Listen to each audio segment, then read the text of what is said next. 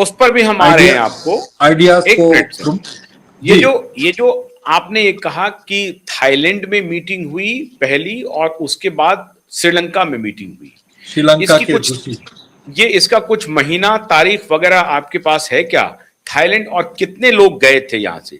वो सारे क्या अधिकारी मिलिट्री के भी थे, रिटायर्ड थे और राव के थे या ब्यूरोक्रेसी के थे, एडमिनिस्ट्रेशन के थे, पुलिस सेवा के थे? कितने अधिकारी थे? देखिए आशुतोष जी, मुझे ये ब्रेकअप देने की जरूरत ही नहीं है। वो कोई भी आप थोड़ा सा डिजिटल रिसर्च कीजिए, पूरा जो 60 लोग हैं जो उसके बेनिफिशियरी रहे हैं उसमें से कई लोग वहाँ थे और जो जिमखाना क्लब के मेंबर भी हैं। और इसमें मैंने आपको वैरायटी बताई कि कौन किस तरह के लोग उसमें शामिल होते हैं। उसमें सिविल सर्वेंट फॉर एग्जांपल, ये लिस्ट आप ध्यान से देखें तो इसमें फारूक अब्दुल्ला हैं, इसमें वो क्या नाम है उनका, महबूबा मुफ्ती हैं, महबूबा मुफ्ती जी भी हैं। उसके बाद जवाहर सरकार टीएमसी छोड़ के काफी समय हो गया इनको, आपको याद होगा सीईओ प्रसार भारती होते थे, बड़ा हाई प्रोफाइल। टीएमसी से नाता जोड़ा, टीएमसी में सब उनकी नहीं चली तो वहां भी छोड़ के अब वो भी है सिग्नेटरी। उसी तरह से सबसे इसमें decorated celebrated officer as Dulat Amar Singh, Rajasthan cadre के जो राव के चीफ थे, वो भी हैं उसमें। तो वो लिस्ट कोई कॉन्फिडेंशियल लिस्ट नहीं है, वो आपके, वो तो उन्होंने पब्लिक में डाल दिया है। तो आपको केवल लिंक ये करना है कि उसमें से कितने लोग मेंबर हैं जिमखाना क्लब के। और वो एक्सरसाइज कोई कॉम्प्लिकेटेड रॉकेट साइंस की एक्सरसाइज नहीं है। Anybody can see them and connect and compare. जाहिर है कि जिनको एक्सेस होगा जिमखाना में वही एक्सरसाइज कर पाएंगे, और इसीलिए वो कोई बड़ी अच्छा, बात नहीं। जब ये पीस की बात आती है, एक बहुत बड़ी थ्योरी चलती है और आप मेरे ख्याल से सबसे बेहतरीन इंसान होंगे इस पर प्रकाश डालने वाले, कि जब टेररिस्ट को कुछ अपने लिए कुछ समय चाहिए होता है, जब उनका पूरा एक प्रकार से जो नेटवर्क है वो ध्वस्त हो जाता है, तो वैसी परिस्थिति में वो समय चाहता है। और ये समय उसमें peace talk, people to people contact की बात, एक देश दूसरे देश के बीच में रिश्ता ठीक हो, शांतिपूर्ण वातावरण हो, उसमें वो उनको लीज ऑफ लाइफ मिलता है और फिर वो खुद से तैयार करता है।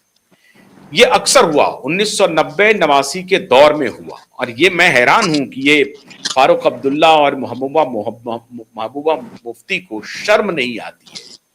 इनके जमाने में क्या हुआ कश्मीर में पूरी दुनिया ने देखा है। क्रूरता की सारी हदें पार कर दी, इनके सरकार में रहते हुए सारी कार्रवाई हुई, और निर्लज्ज पतितों को एक बार भी उसके लिए माफी नहीं मांगता है। लेकिन ये लोग गोधरा के लिए, मोदी को माफी मंगवाने के लिए पूरी बैटरी लगी हुई है।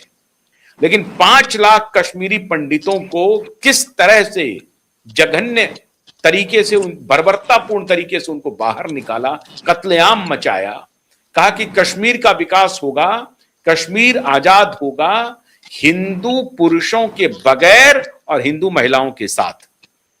ये नारा देने वाला कौम, ये नारा देने वाला जो जो जो जिसके राज्य में, जिसके शासन में ये सब हुआ था।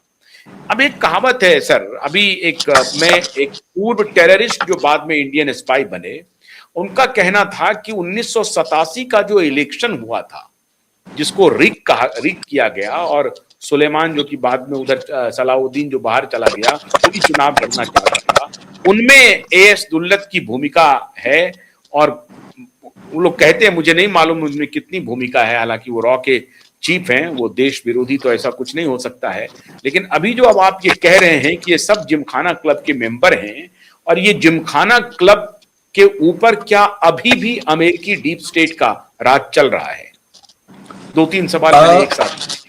जी हाँ, ये बहुत ओबियस है कि एक अड्डा, रिस्पेक्टेबल अड्डा, जिसमें एक आम जनता का कोई एक्सेस नहीं हो, वहाँ बैठ के वहाँ प्लानिंग करना, स्ट्रेटजी बनाना, ये सब कोई बड़ी चीज नहीं है। और आम जनता को आप जब बता रहे हैं आशुतोष, तो सबसे सुंदर तरीका उनको बता दीजिए कि धुरंधर में दुल्लत साहब थे।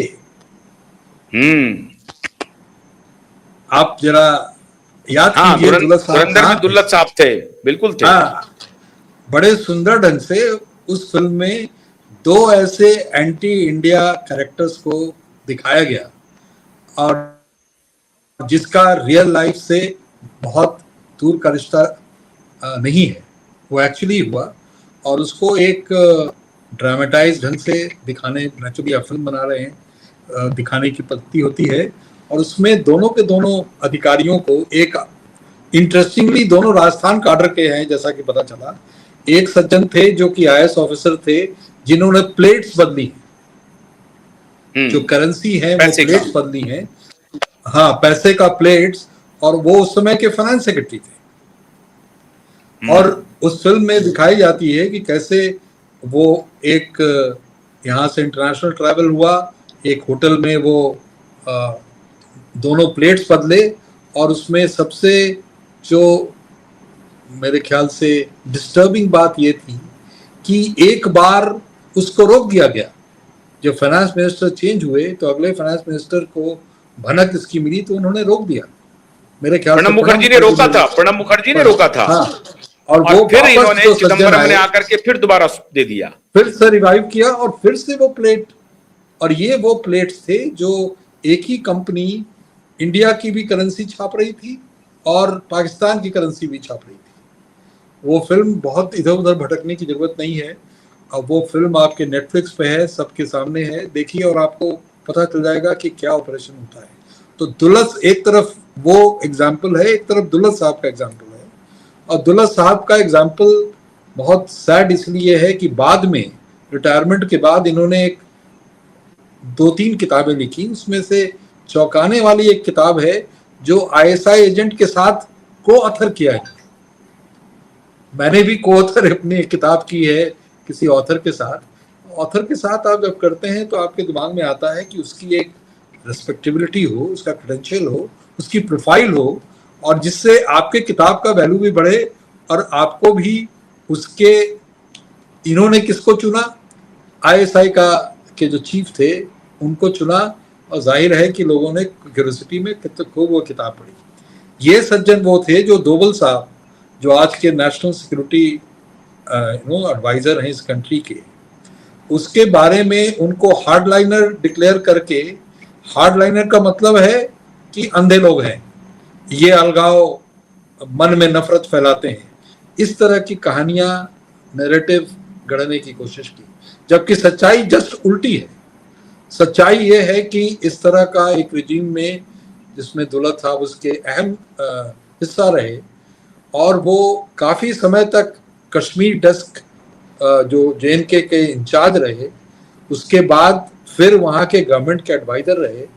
और आप समझ सकते हैं कि इनका कितना भी हो जाए इंसर्जेंसी, हम लोग को अपने ठंडे दिमाग से काम लेना चाहिए, हमें बातचीत खुला रखना चाहिए। ये उस स्कूल वाले उस समय थे। आज के जो ऑफिसर्स हैं वो इतना रिजेंट करते हैं उस पूरे वाक़े को कि आप इमेजिन नहीं कर सकते हैं। तो मैं आपको ये बता रहा था कि ये दो कैरेक्टर्स जो हमने बताए, और इंटरेस्टिंगली दोनों राजस्थान काडर के, एक IAS और एक IPS, उनके कारनामे सुन के मैंने जब पहली बार सुना तो मुझे सकते में मैं आ गया। और ये कहानी रुकी नहीं है सर, ये कहानी रुकी नहीं है कि कैसे अमेरिकन डीप स्टेट ऐसे ऑफिसर्स को वो स्पॉट करती है, उनके जो झुकाव को आइडेंटिफाई करती है, और फिर उनका इस्तेमाल करती है। और चूंकि ऐसे अफसरों ने उस पूरे गवर्नमेंट ऑफ इंडिया को बहुत अंदर से देखा होता है और उसकी बारीकियों को समझा होता है, तो क्या शेयर होता होगा आप समझ सकते हैं। और उनकी जो नेटवर्क है, वो नेटवर्क रिटायर करते ही खत्म नहीं होती, वो कम से कम 8 साल 10 साल तक चलती है। एक्सेस जो आपको मिलता है, इनफॉर्मल एक्सेस, फॉर्मल एक्सेस, वो माइंड बॉगलिंग है। और just for a price, just for a money, they are engaged.